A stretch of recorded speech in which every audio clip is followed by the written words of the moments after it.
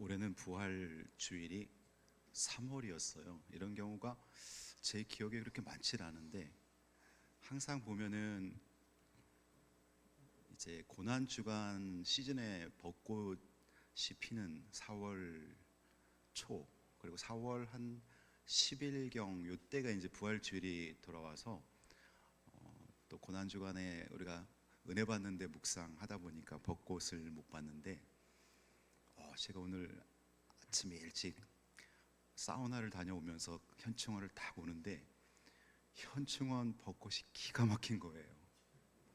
그래서 여러분들 오늘 우리 교회는 그래도 걸어서 이렇게 갈 수 있는 거리니까 목장 모임을 야외 목장 모임 이렇게 해가지고 현충원 딱 둘러보고 같이 또 은혜 나누는 것도 좋을 것 같습니다. 그건 이제 목장 리더의 재량에 따라서 하시기 바랍니다. 여러분, 성경은 하나님에 대한 이야기예요. 우리가 그래서 인류 역사도 사실은 그의 스토리 해서 원래 히스 스토리, 그의 스토리가 히스토리가 된 거죠. 역사는 인간들의 이야기 같지만 하나님이 주인공인 거예요.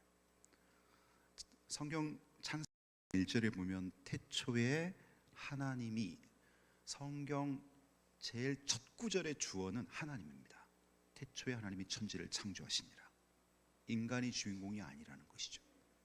하나님이 주인공인데 하나님이 자기 형상을 닮은 인간들을 이 땅에 만드시고 자유의지를 부여했는데 하나님 앞에 순종하기보다는 대적의 영인 사단에게 넘어가서 인간이 죄를 짓게 되죠. 그래서 성경은 이렇게 표현할 수가 있어요. 성경은 어떤 책이냐? 하나님이 인간을 사랑하여 벌어진 이야기다, 이렇게 표현할 수 있어요. 하나님이 인간을 사랑하여 벌어진 이야기. 인간을 사랑하기 때문에 노아를 통해 방주를 지었고요, 모세라는 선지자를 통해서 이스라엘 백성들을 애굽에서 탈출시켜서 가나안이라는 곳에서 예배 드리는 공동체, 거룩한 백성을 만들 계획을 세웠고요, 그 후로 인류 구원을 위해서 자기 아들 예수를 십자가에 못 박는 그 사역까지, 그리고 오순절에 성령을 보내셔서 예수 그리스도께서 이뤄놓으신 그 구원을 전 세계 모든 열방에게, 그 미전도 족속까지 각 사람에게 적용시키는 일을 하시는 분이 바로 성령 하나님이시고, 그 성령 하나님은 영이시기 때문에 그 성령 하나님을 통해 일하는 사람들이 바로 선교사와 전도자들이라는 것이죠. 성경은 하나님에 대한 이야기, 하나님이 인간을 사랑해서 벌어진 이야기, 그것이 바로 성경인 것입니다. 성경에 보면 그래서 하나님이 개입하실 때마다 기적이 일어나는데요, 여러분, 기적은 하나님이 일으키시는 거잖아요. 근데 오늘 설교 제목을 보니까 기적을 만든 사람들, 마치 사람이 기적을 만들었다는 표현처럼 느껴지는데 그게 아니라 기적은 하나님이 일으키시는데 어떤 환경에서, 어떤 사람들의 자세에서 하나님이 기적을 일으키시는가, 거기에 대한 말씀을 전하려고 합니다. 기적은 어떤 사람에게 여러분 필요할까요? 먼저 긴급 사태, 비행기가 갑자기 추락한다던가, 수술 중에 예상치 못한 그런 돌발 상황이 발생한다던가, 그래서 생명의 위협을 느낄 때, 그때 기적이 필요하죠. 그 다음에 시한부 인생, 말기 암 환자, 의학이 손쓸 수 없는 상황에 있는 경우 기적이 필요하죠. 그것 말고도 우리가 인생을 살면서 간절한 어떤 소원이 있단 말이에요. 근데 그 소원을 내 능력과 내 힘으로 이룰 수 있다면 뭐 기적이 필요하겠어요? 내 힘과 내 능력을 초월해 있는 어떤, 그래서 하나님의 개입이 필요한 상황, 이런 상황에서는 기적이 필요하죠. 제가 대학원 다닐 때 요한복음이라는 과목을 누가 가르쳤냐면, 지금 소천하셨는데요, 이상훈 박사라고 있어요. 이상훈 교수님. 그분이 요한복음을 가르쳤는데, 요한복음 안에는 7개의 표적이 있습니다. 그래서 예수님께서 일으키신 이 7개 표적은 인간이 할 수 없는 신의 영역입니다. 그래서 요한이 의도적으로 예수님은 하나님의 아들이시다, 하나님이시다, 예수님은 하나님의 아들이자 곧 삼위일체 하나님 중에 한 분이니까 예수님이 곧 하나님이시다, 이것을 요한은 의도적으로 독자들에게 알리기 위해서 예수님의 7가지 표적을 제시합니다. 여러분이 뭐 네이버 같은 데 검색해도 7가지 표적에 대해서는 뜰 거예요. 근데 이상훈 교수님이 그거를 아주 잘 설명해 갖고 지금도 제가 그때 은혜 받은 게 가슴에 남아 있어요. 자, 예수님의 7가지 표적을 보면 먼저 물이 포도주로 변화된 사건, 그게 제일 먼저 등장하죠. 가나 혼인잔치에서 예수님이 물이 포도주가 모자랐죠. 그래서 물을 가지고 포도주로 만들었단 말이에요. 이걸 갖고 여기까지 나오는데 이제 그 이상원 교수님이 정리한 거니 질을 극복하셨다. 퀄리티. 예수님께서 물을 갖고 포도주로 만드는 건 화학적인 반응이잖아요. 이거는 물리적인 그냥 변화가 아니라 화학적인 변화이기 때문에 사람이 할 수 있는 게 아니에요. 물을 갖고 어떻게 포도주를 만들어요? 포도주는 알코올인데 물을 알코올로 만들었잖아요. 그래서 질을 뛰어넘는 신적 능력이 임했다. 그래서 이거를 질의 극복. 인간은 극복할 수 없어요. 근데 예수님은 질을 극복하신 분이다. 그 다음에 왕의 신하의 아들을 치유하죠. 거리가 굉장히 먼 거리인데 주님, 선생님, 저희 집에 모시는 것을 저희가 감당하기 어렵습니다. 말씀으로만 하셔도 아들이 낫겠나이다. 그 먼 거리. 여러분, 사람은 어떻습니까? 의사가 그 집에 방문해서 환자를 직접 검진하고 약을 투여하거나 어떤 시술을 하거나 해서 고칠 수 있잖아요. 근데 예수님은 그 먼 거리에서 말씀만으로도 신하의 아들을 치유합니다. 그래서 거리를 극복하셨다. 예수님은 하나님이시다. 인간이 할 수 없는 거리의 공간을 극복하셨다. 내 아들이 카나다에 있는데 여기서 기도할 때 하나님께서는 그 기도 들으시고 카나다에 있는 내 아들도 하나님께서 응답해 주신다. 이게 예수님은 하나님이시다. 그리고 세 번째 표적은 38년 된 병자를 고치는 사건입니다. 요한복음 5장에 나오는데요. 여러분, 질병이 이렇게 오래된 병들은 고치기가 더 힘들죠. 고질적인 질병이죠. 제가 한번 그 세탁소에 양복을 세탁하러 한번 갔는데 이게 이제 어떻게 이제 뭐 음식을 먹다가 뭐가 좀 이렇게 떨어졌나, 음식물이 떨어졌나 봐요. 근데 물로 이렇게 세탁을 해도 그 기지가 아마 실크 기지인지 물 자국이 더 번져서 있는 거예요. 이제 그걸 바로 가지고 갔어야 되는데 시간이 좀 지난 다음에 가지고 가니까 이제 거기서 그러는 거예요. 옷이 오염됐을 때는 바로 갖고 오셔야 그 얼룩을 빼는데 제일 효과적이라고. 막 한 달, 2달 묵은 다음에 가져가면 그게 잘 안 빠진다는 것이죠. 여러분, 질병도 마찬가지죠. 질병이 우리가 어떤 몸에 이상이 일어나서 바로 가서 치료를 받으면 고침을 받을 확률이 높지만 이렇게 오래된 병들은 본인도 노력을 많이 했겠지만 고칠 수 없는 거죠. 38년 된 병자를 예수님께서 고쳤다는 것은 시간을 극복한 거죠. 시간. 예수님께는 1년 된 병자나 100년 된 병자나 주님이 못 고칠 질병은 없는 거죠. 주님이 고치시겠느냐 고치지 않으시겠느냐가 중요한 거지 주님이 못 고칠 병은 없는 거죠. 예수님이 38년 된 병자를 고친 것은 시간을 극복한 사건. 네 번째로 오병이어의 기적은 여러분 잘 알다시피 보리떡 5개 물고기 2마리를 가지고 5,000명의 성인 장정을 먹이고도 12광주리가 남는 사건. 이것은 그 많은 사람들, 어린아이와 여인들까지 하면 약 2만 명이 넘는 사람들을 먹이신 거죠. 물고기 2마리 보리떡 5개 가지고. 이것은 양의 극복. 물 위를 걸으신 기적은 사실 물에서는 빠져서 물속으로 들어가는 게 정상인데 물 위를 걷는단 말이에요. 자연 법칙을 초월하여 자연 법칙을 극복하신 사건. 소경이 눈을 뜨는 것은 이 시각장애인은 후천적 시각장애인이 아니라 선천적으로 볼 수 없는 시신경이 마비된 사람이었습니다. 이 사람의 운명은 보지 못할 운명이었어요. 근데 그 운명을, 사람의 운명도 뛰어넘는 예수님의 능력, 운명을 극복하신 하나님. 마지막 7번째는 나사로가 죽게 되죠.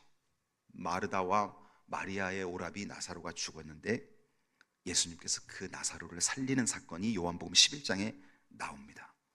그러면서 요한복음 11장에서 나는 부활이요 생명이니 나를 믿는 자는 죽어도 살겠고 무릇 살아서 나를 믿는 자는 영원히 죽지 아니하라 하는 그 말씀이 요한복음 11장에 등장하는 것이죠. 그래서 인간이 할 수 없는 영역, 죽음까지 극복하신 예수님. 그래서 예수님은요, 질적인 부분을 극복하시고 거리적인 부분을 극복하시고 시간적인 극복하시고 양을 극복하시고 자연 법칙을 극복하시고 운명을 극복하시고 죽음을 극복하신 하나님이시다라는 것을 요한복음 전하고 있는 거예요.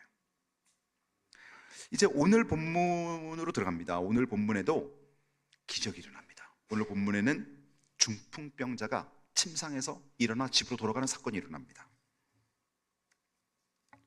여기 등장하는 사람들을 보면 먼저 침상에 누워있는 중풍병자, 그리고 이름은 밝혀지지 않았지만 이 중풍병자를 침상에 메고 예수님께 고침받으러 온 그 지인들이 등장합니다. 몇 명인지는 알 수 없어요. 그 지인들이 등장합니다.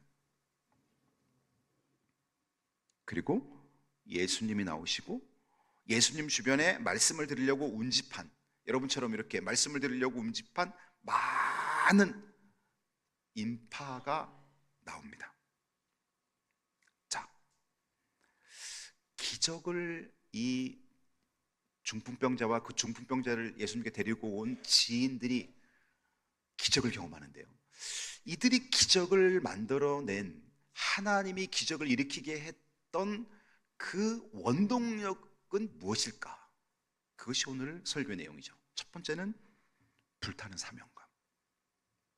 사명감이라는 건 여러분, 아이 내가 이거 해도 되고 안 해도 돼, 거기에는 사명이 필요가 없는 거예요. 사명감은 사명, 하나님이 나에게 생명 바쳐 일을 감당하라고 주신, 어명은 왕이 주신 명령이지만 사명은 하나님이 주신 명령이에요. 영어 성경을 보면 여기서 이제 미니스트리라고도 번역했지만 미션, 하나님이 나에게 주신 미니스트리, 사역, 사명. 이 중풍병자를 데려온 지인들은 그 환자를 예수님께서 고쳐주신다는 믿음을 갖고 어떻게든지 예수님 앞에까지 이 병자를 데리고 갈 사명감으로 데리고 온 거예요. 근데 막상 중풍병자를 데리고 왔는데 예수님 앞에 사람들이 너무 많이 모여서 말씀을 듣고 있어서 거기를 삐집고 들어갈 수가 없는 거예요. 사람들이 꽉 차 있었어요. 그러면 사명감이 없는 사람은 어떻습니까? 에이, 다음에 또 기회가 오겠지 하고 집으로 돌아갈 수도 있습니다. 핑계거리는 많지요. 오늘은 날이 아닌가 봐. 근데 이들은 사명감을 갖고 있었어요. 우리는 어떻게든지 예수님 앞에 이 중풍병자를 데리고 가서 치유받게 할 거야 라는 사명감이 있었던 거예요. 여러분도 할렐루야 성가대를 사명감으로 감당하고 계신 걸로 제가 알고 있습니다. 여러분 교회학교 교사를 사명감으로 감당하신 걸로 알고 있습니다. 사명감으로 감당하는 거하고 내가 그냥 원해서 하는 거하고는 다른 거예요. 사명감은요, 내 몸 상태가 때로는 힘들고 어려워도 사명감은 나를 가게 만들고요, 그리고 많은 환경적인 일들이 일어나고, 여러분 성가대를 하면서 매주 어떻게 항상 마음에 좋은 상태만 오겠어요? 어떨 때는 자녀가 아플 수도 있고, 어떨 때는 사업장이 너무 어려울 때도 있고, 정말 오늘 같은 날은 찬송 부르기 힘든 상황이 있을 수도 있고, 건강 문제로 목이 잠길 수도 있고. 근데 사명감은 그걸 뛰어넘는 거예요. 여러분, 이게 사명인 거예요. 사명, 하나님은 오늘 내 찬양을 받기 원하시고 나를 기다리고 계신다는, 그래서 내가 죽는 날까지 하나님 앞에 설 거야, 이게 사명인 것이죠. 여러분, 노아가 사명이 없었으면 어떻게 100년 넘게 방주를 지을 수가 있겠어요? 요셉이 하나님이 꿈을 통해서 나를 지도자로 세우실 거라는 어떤 그 하나님의 환상과 비전을 갖고 있지 않았다면, 그는 형들에게 배신당하고 사마리아 사람들에게 노예로 팔려갈 때 그는 하나님을 원망했을 거예요. 보디발의 집에서 성실하게 일했는데 누명을 쓰고 감옥에 갇혔을 때 그는 하나님을 원망했을 거예요. 그러나 여러분, 창세기를 읽어보면 요셉이 하나님을 원망했다는 구절이 하나도 없어요. 오히려 그는 기회를 찾습니다. 떡 굽는 관원장과 술 맡은 관원장이 꿈을 꿨을 때, 술 맡은 관원장은 복직하고 떡 굽는 관원장은 교수형을 당할 거라는 해석을 해주면서 술 맡은 관원장에게 이렇게 말합니다. 당신이 왕 앞에 다시 서거든 나를 기억하소서. 그 말은 무엇이에요? 자기가 꾼 꿈대로 하나님께서 나를 리더십을 행하는 자리에 앉힐 거라는 분명한 믿음과 확신이 있었기 때문에, 그리고 자기가 이 민족을 구원해서 살리겠다는 하나님의 프로젝트, 그 비전을 보고 그는 사명을 가슴에 안게 된 것이죠. 사도 바울도 보세요. 사도 바울이 이방인 선교의 선교사가 되면서 그는 이런 말을 합니다. 사도행전 20장 24절, 나의 달려갈 길과 주 예수께 받은 사명 곧 하나님의 은혜의 복음을 증언하는 일을 마치려 하면 나의 생명을 조금도 귀한 것으로 여기지 아니하노라. 사도행전 20장 24절, 주 예수께 받은 사명이 뭐예요? 하나님의 은혜의 복음을 증언하는 일, 그걸 마칠 때까지는 생명조차 귀하게 여기지 않고 헌신하겠다는 거예요. 이게 사도 바울의 고백이에요. 불타는 사명감이 바로 기적을 만들어내는 것입니다. 여러분이 맡은 직분과 여러분이 맡은 사역, 여러분이 지금 전도하려고 하는 그 사람들을 향해서 사명감으로 한번 전도해 보세요. 그냥 내가 좀 해보니까 안 돼. 이 사람 성격이 너무 예민해. 내가 이거 말주변이 없나 봐. 그런 장애물이 사명감 있는 사람한테는 사실 별로 의미가 없는 거예요. 사명감은 뭐예요? 될 때까지 하니까. 내가 줄 때까지 하니까. 그런 사람들이 무슨 장애물이 필요하겠어요? 그리고 기적을 만드는 두 번째 방법은 사랑입니다. 여러분, 사랑은요, 장애물을 뛰어넘게 하고요, 사랑은 수고와 희생을 감수하게 만듭니다. 중풍병자를 메고 온 이 사람들은 거기 예수님 앞으로 들어갈 수 없게끔 사람들이 빼곡하게 모여있자 뭘 생각해냈어요? 지붕으로 올라가자. 우리가 지붕으로 올라가서 기와를 뚫고 거기서 그냥 예수님 계신 데쯤에서 지붕을 뚫고 달아내리자, 그냥. 이게 여러분 사실은 성경에 나오니까 우리가 그런가 보다 하지만 이거 생각해낼 수가 있는 거예요? 남의 집 지붕을 뚫고 이거 나중에 엄청나게 보상해줘야 되는데, 아니면 사람들한테 맞을 수도 있는데 별 생각이 다 들겠죠. 그러나 이 사람 살려야 된다, 예수님 반드시 고칠 수 있으시다 라는 믿음과 함께 이 영혼에 대한 사랑이 있었던 거죠.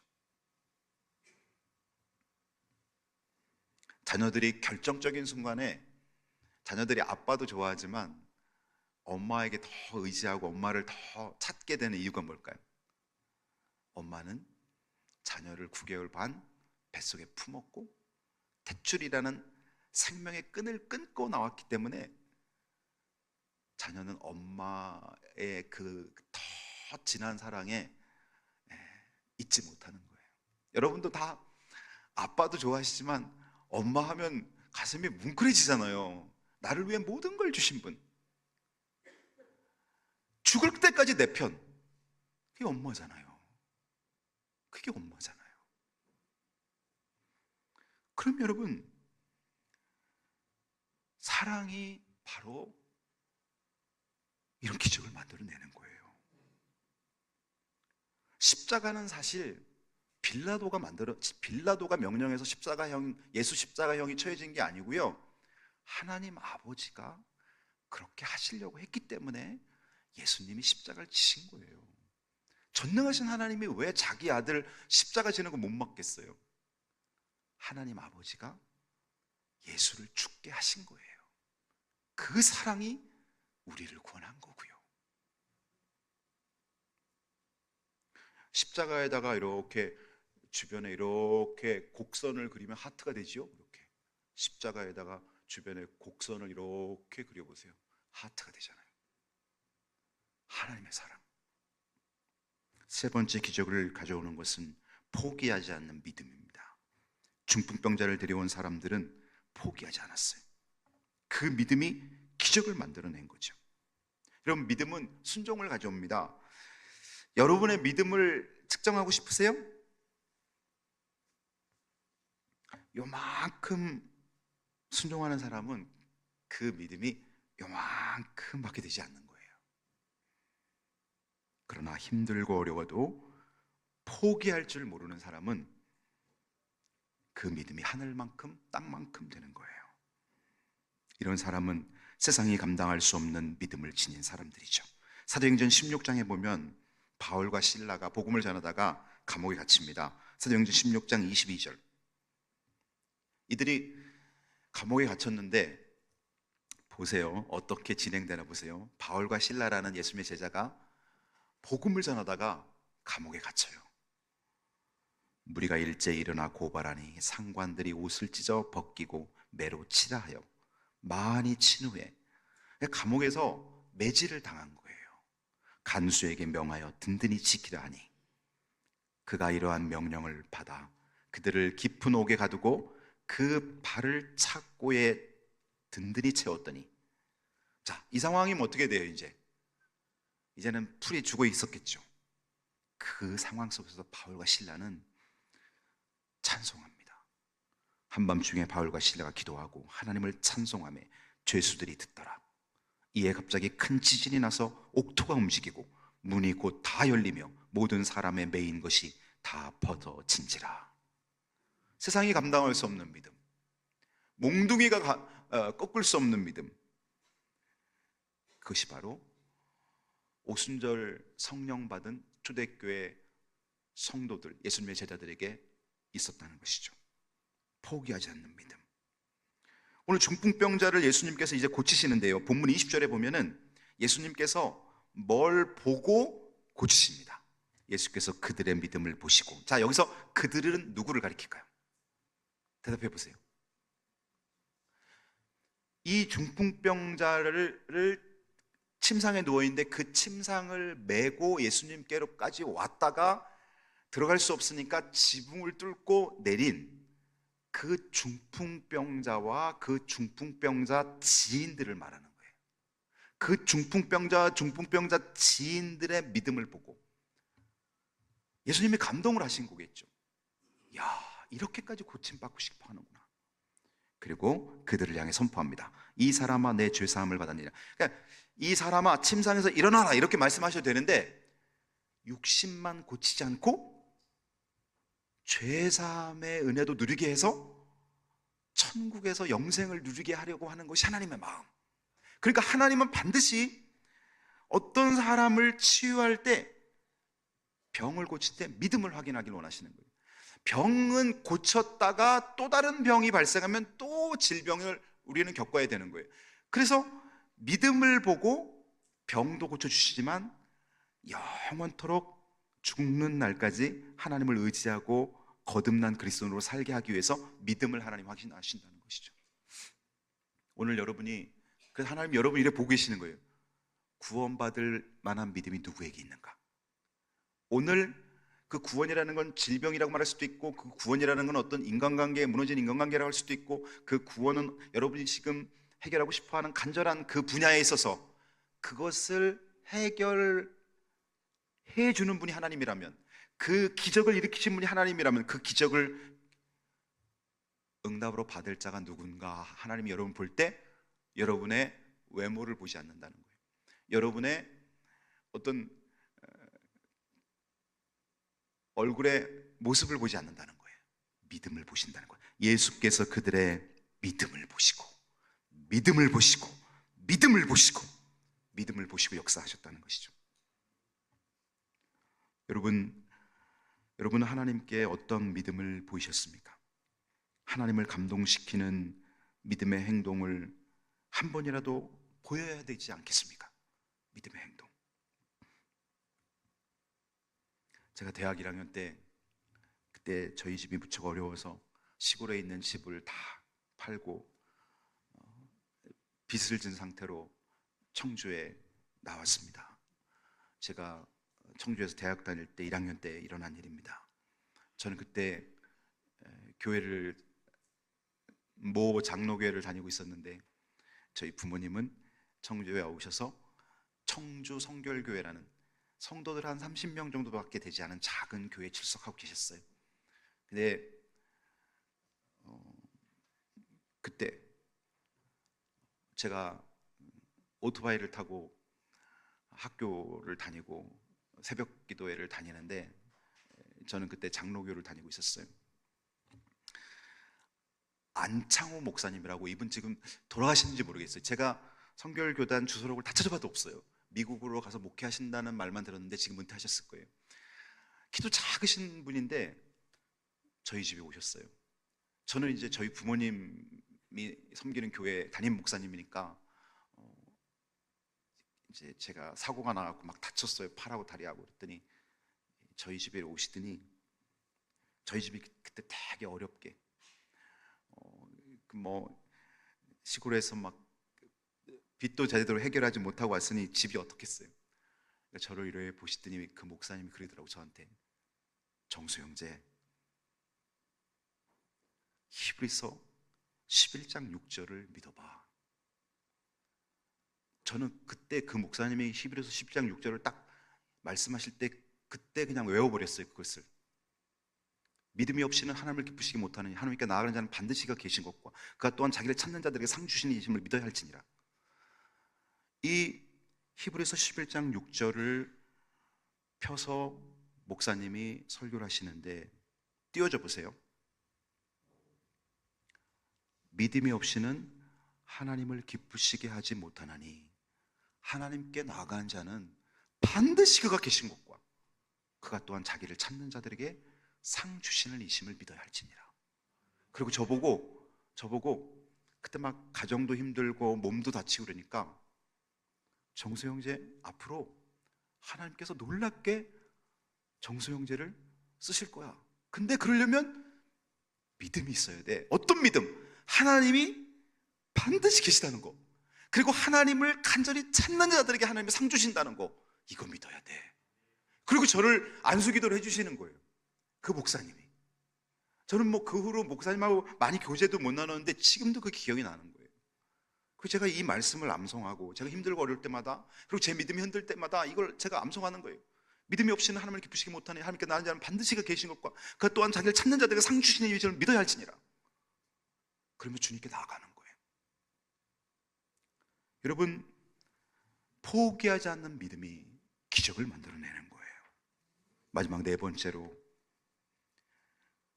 한 마음을 가진 공동체. 그런 공동체가 기적을 만들어냈습니다. 이 중풍병자에게는 너무나 좋은 그런 동역자들이 있었던 것이죠. 그들은 중풍병자를 메고 예수님께로 가까이 갈 수 없으니까 지붕을 뚫고 병자를 예수님께로 달아내렸던 그런 사람들입니다. 여러분, 공동체는 믿음이 같고 목표가 같고 열정이 같고 말과 생각이 같은 사람들.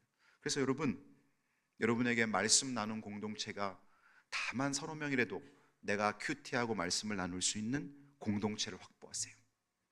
기도 공동체. 여러분이 힘들고 어려울 때 인원이 그렇게 많지 않아도 돼요. 2-3명이도 괜찮아요. 성령이까지 다 얘기해도 이 사람이 그것을 품고 나를 위해 기도해 줄 수 있는 사람, 2-3명이라도 괜찮아요. 그런 공동체를 확보해 야셔야 돼요. 그게 목장일 수도 있고, 뭐 큐티 나눔방, 카카오톡의 큐티 나눔방일 수도 있고, 중보기도 나눔방일 수도 있고, 여러분들의 기도와 말씀을 나누면서 함께 바라보고 함께 꿈꾸고 함께 나아갈 수 있는 공동체, 그 공동체가 기적을 만들어냈던 것입니다. 여러분에게 이런 복이 있기를 주의 이름으로 축복합니다. 기도합니다.